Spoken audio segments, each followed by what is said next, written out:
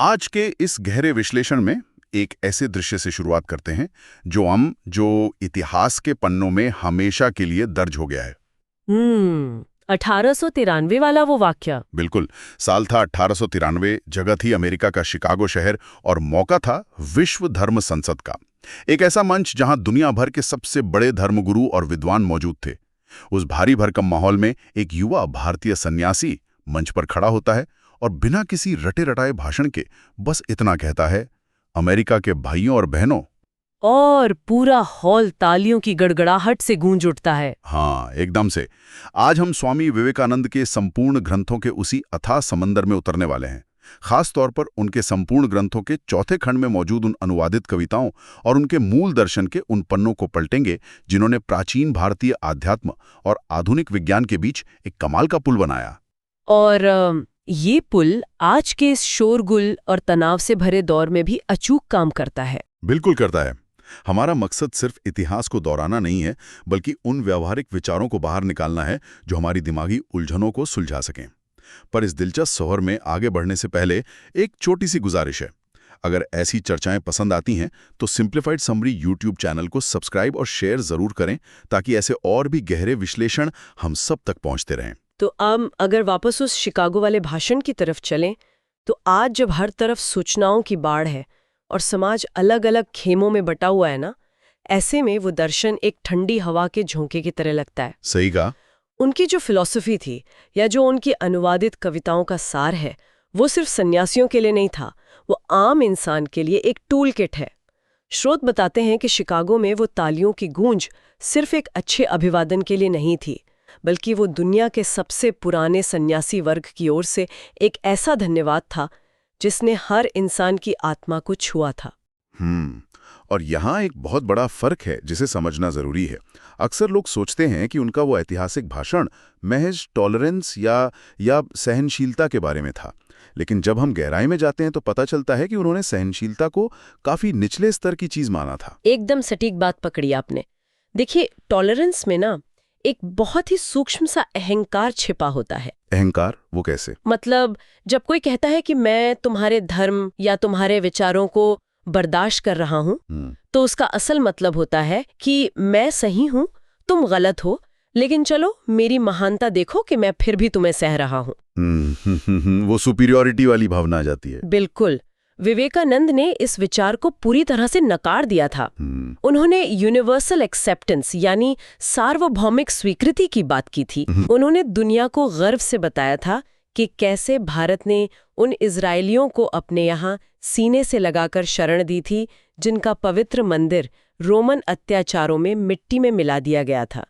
और सिर्फ वही नहीं, पारसियों के बचे हुए लोगों को भी पनाह दी गई। ये महज किसी को बर्दाश्त करना नहीं था, बल्कि इंसानियत को सबसे ऊपर रखना था। और ये बात कितनी बड़ी है। इसी मानसिकता को और गहराई से समझाने के लिए उन्होंने कुएं के मेंढक वाली एक बड़ी कमाल की कहानी सुनाई थी। अब कहानी कुछ यूं है कि एक मेंढक सदियों से एक छोटे से कुएं में रहता था। एक दिन समुद्र से एक दूसरा मेंढक आकर उस कुएं में गिर गया। फिर क्या हुआ? जब कुएं वाले मेंढक ने पूछा कि तुम्हारा समुद्र कितना बड़ा है, तो समुद्र वाले मेंढक ने कहा कि वो बहुत विशाल है। इस पर कुएं वाले मेंढक ने कुएं के एक सिरे से दूसरे सिरे तक छलांग लगाई और पूछा, क्या तुम्हारा समुद्र इतना बड़ा है? और जाहिर है जवाब ना में मिला होगा। बिल्कुल। और जब जवाब ना में मिला तो कुएं वाले मेंढक ने उसे झूठा करार दिया और कहा कि इस कुएं से बड़ा कुछ हो ही नहीं सकता। ये कहानी सुनने में भले ही बच्चों की लगे, लेकिन इसका मनोवैज्ञानिक ढांचा बहुत गहरा है।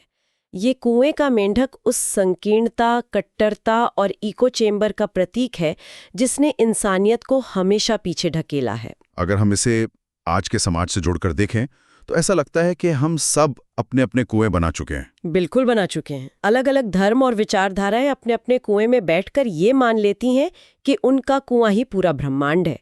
आज के डिजिटल युग में तो सोशल मीडिया के एल्गोरिदम ने हमारे लिए वैचारिक कुएं खोद दिए हैं, जहां हम सिर्फ वही सुनते हैं जो हम सुनना चाहते हैं। और विवेकानंद ने 1893 में ही इस खतरे को भांप लिया था।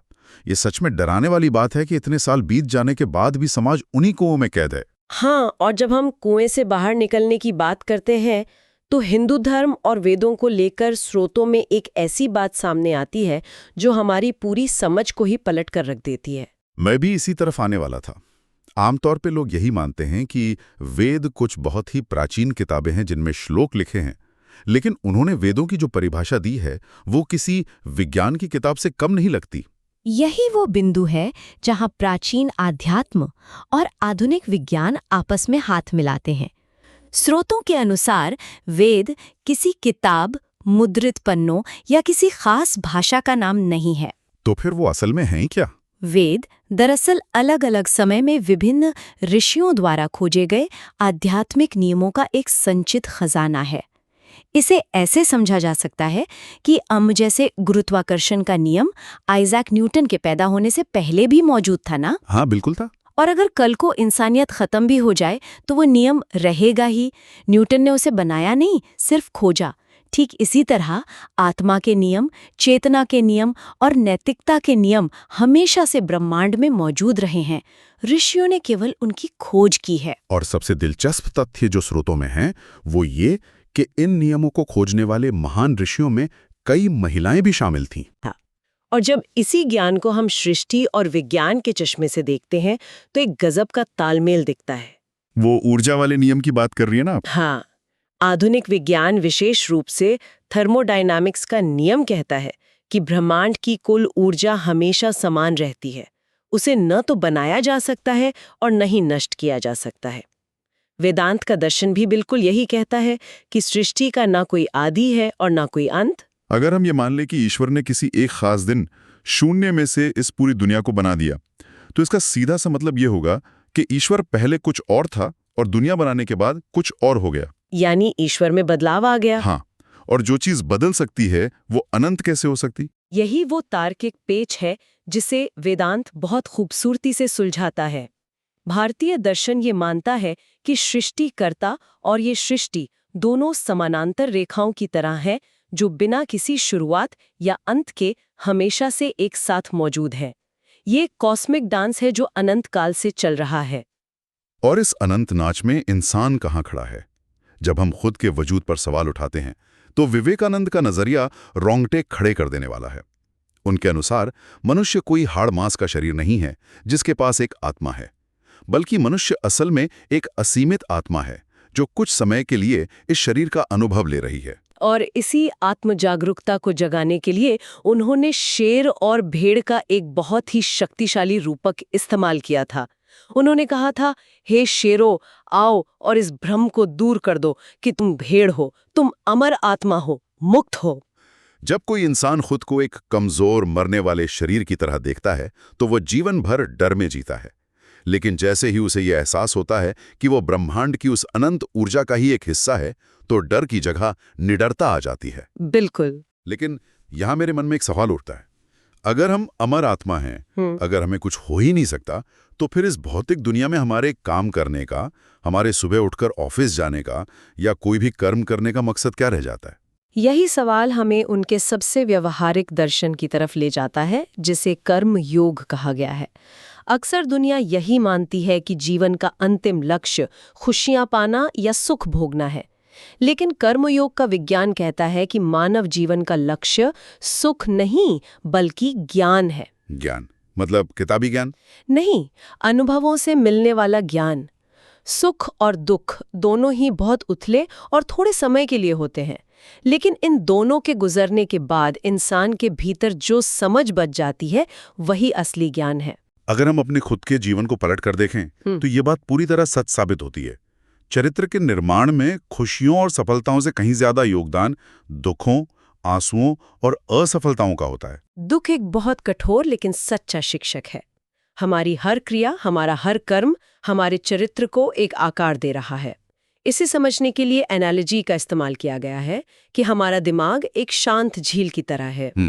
झील की सतह की तरह। हाँ, हम जो भी कर्म करते हैं या यहाँ तक कि जो भी विचार हमारे मन में आता है वो इस झील में एक लहर पैदा करता है। जब वो लहर शांत होती है तो वो पूरी तरह से गायब नहीं होती बल्कि एक बहुत ही सूक्ष्म निशान छोड़ जाती है। और इन्हीं निशानों को संस्कार कहा गया है। बिल्कुल, इन्हीं निशानों को भारतीय दर्शन में संस्कार कहते हैं। आज हम जो कुछ भी हैं, हमारी जो भी आदतें हैं, वो हमारे अतीत के इन्हीं अनगिनत संस्कारों का जोड़ है। इसका मतलब है कि अगर कोई बार बार गुस्सा करता है तो वो अपने मन की झील में गुस्से के संस्कार गहरे कर रहा है।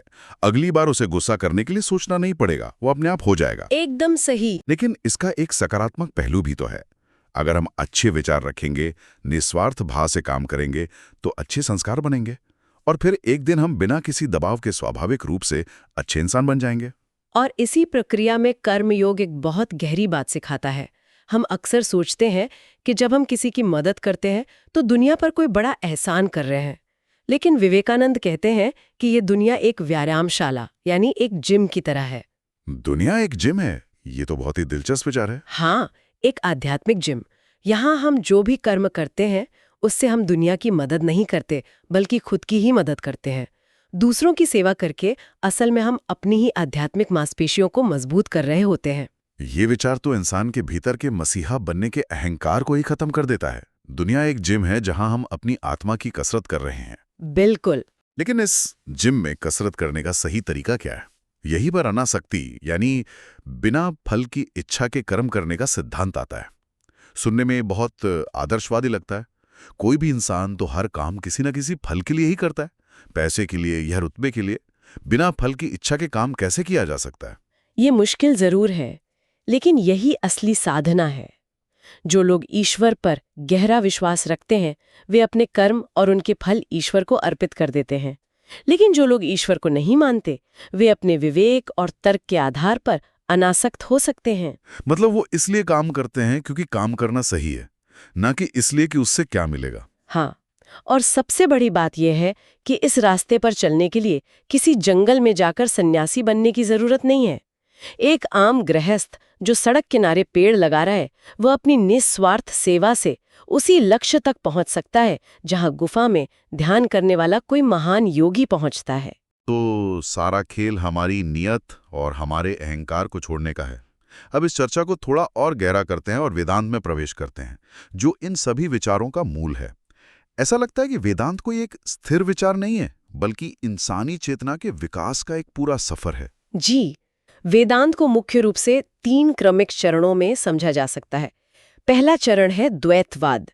इस स्तर पर इंसान मानता है कि ईश्वर एक महान शक्ति है जो कहीं ऊपर बैठी है और हम इंसान यहाँ नीचे हैं।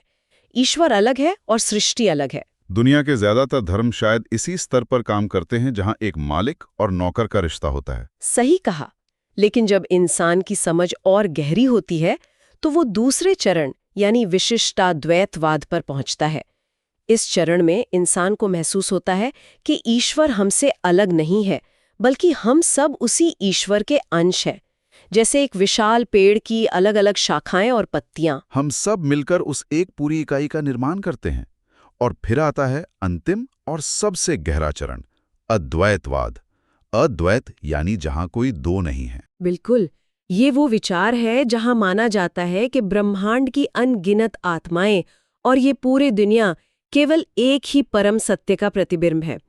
इसे पानी की बूंदों वाले उदाहरण से बहुत अच्छे से समझा जा सकता है। हाँ, वो उदाहरण बहुत सटीक बैठता है। अगर जमीन पर लाखों पानी की बूंदें बिखरी हों और आसमान में एक सूरज चमक रहा हो, तो हर बूंद में उस सूरज का एक अलग प्रतिबिंब दिखेगा। ऐसा लगेगा जैसे लाखों छोटे छोटे सूरज हैं।